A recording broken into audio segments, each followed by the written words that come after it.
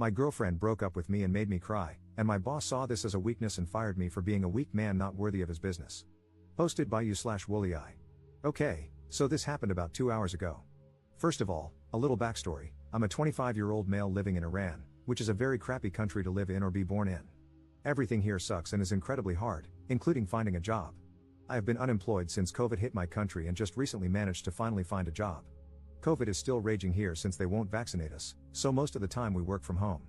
I was dating this girl for about 9 months, which I know isn't a long time, but since I'm leaving the country in a few months forever, I really invested myself in this relationship because we planned to leave together, and everything was going so smoothly. My anxiety was practically gone, and I was really happy after a really long life of being depressed.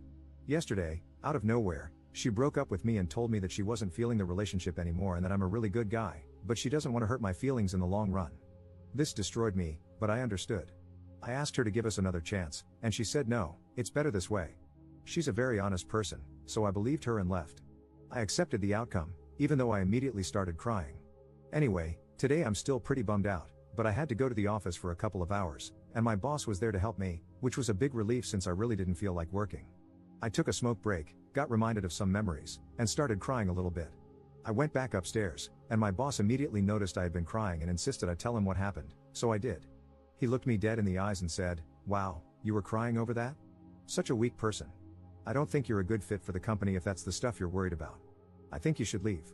At this point, I started laughing because this was clearly a joke, right? Right? Wrong. He looked at me like I was insane and asked me to leave immediately. So, I packed up my stuff and did as I was told. Yesterday, I had a girlfriend whom I loved, a job, and a good future ahead of me. Now I'm just a guy who has to leave his country and everyone he loves because he was born in one of the worst places possible, and he's doing it completely alone and broken. Honestly, maybe boys shouldn't cry. Update 1 year 3 months later. I was contemplating not making this update because it's not the type of it all worked out in the end update, but since I promised one, here you go.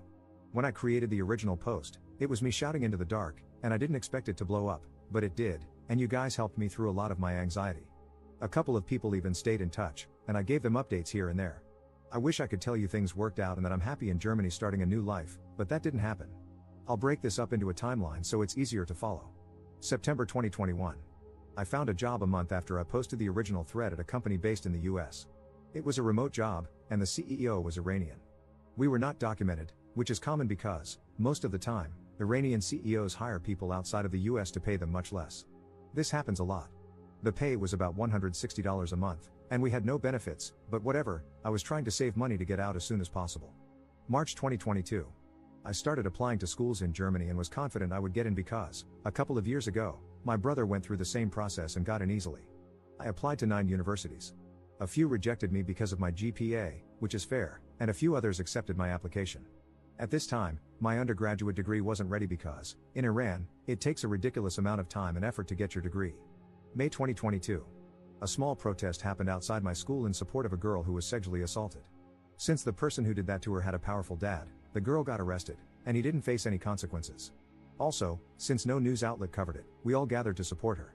Long story short, I was arrested and expelled, which resulted in me not getting my diploma. Naturally, a couple of months later, the 2 schools that had accepted my provisional application without my degree requested it. I couldn't provide it, so understandably, they had to move forward with other applicants.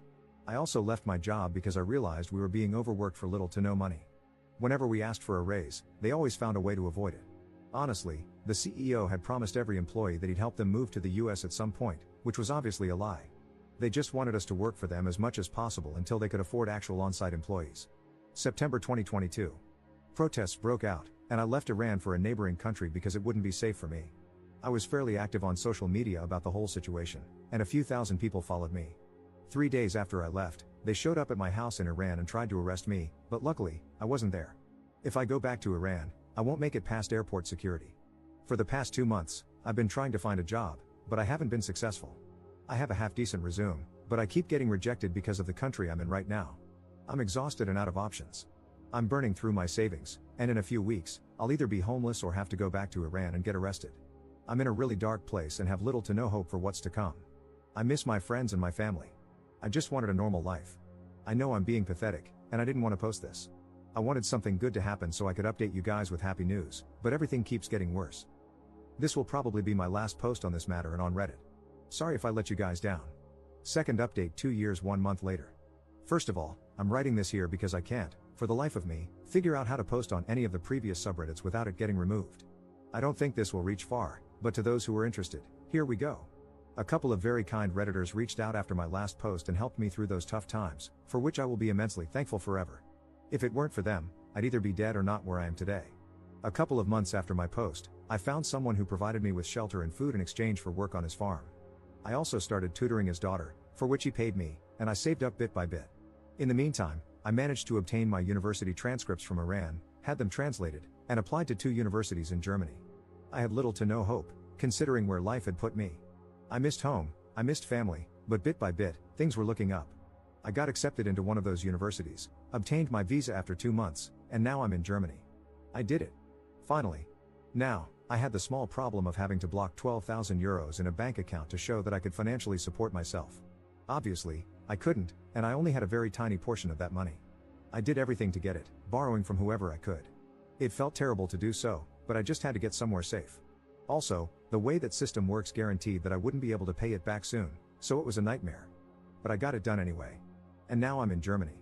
I do have a pretty dainty debt problem, but I am here nonetheless. In fact, I've been here for a year, studying, finding a place, making friends, and everything. Since I didn't speak a word of German and lived in a very small town, I only recently was able to find a job. The debt problem still remains, but otherwise, it's been great. I have more freedom and security than I have ever had. I even found someone, and we are really happy together. I have to mention, though, that 2 years ago, I was deeply involved in the protests in Iran, mainly on social media. For my safety, I couldn't disclose my whereabouts, but now I can, and I want to. I was in Turkey, and life was tough. However, some people in that country are just incredible. They took me in and helped me a lot, and at times, it even felt like home. So, to the people of Turkey, thank you for that. I had to hide from the VIA, Iran's Ministry of Intelligence, because they wouldn't leave me be, and you really helped me with that. For my next chapter, not that anybody cares, I have decided to change everything and start from the ground up. I'm going to pursue politics and make real change happen because I don't want anyone to go through what I have. I know it's nearly impossible to achieve, but that doesn't mean I won't try. I really want to help my people, and that's going to be my life's purpose now. Being in debt is a little scary. I hope I can manage to get out of it. But hey, I survived far worse things, so fingers crossed, I hope I can manage. I want to thank the incredible people who helped me during this time, and I want to thank the person who reposted my post on r/best of Redditor updates. You are an absolute legend. Relevant comments. Commenter. I'm so glad the community was there to support him when he was going through such a terrible time. I can't even imagine living in a dark country during a dark time, thinking you were millimeters from getting out, only to have your girlfriend dump you and your job let you go, killing any chance of a quick escape. It must have seemed insurmountable at the time, and he could have taken a path he couldn't come back from, but finding support here helped him mentally move forward. This can be a brutal place, but in cases like this, where someone has no one to vent to or express themselves to, I'm glad we're here to be the void that supports and answers back in times of need. Ops response. Honestly, it feels really good when you see empathy in others. I don't want to be dramatic, but I hadn't known a good night's sleep for years before I came here. The first day I arrived in Germany, I think I slept for 14 hours in just one day. I slept so much in the first week, and I didn't even know why. It wasn't until later that I realized how exhausted I was from years of trauma. Commenter 2.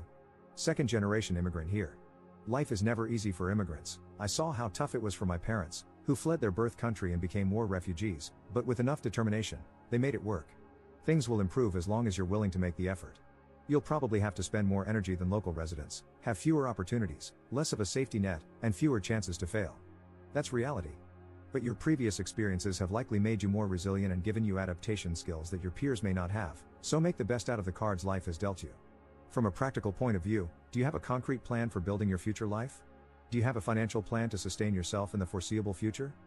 What would it take to gain long-term residency or citizenship in your new country? Good luck. Ops response. That is great advice indeed. For now, I plan on studying and graduating from university.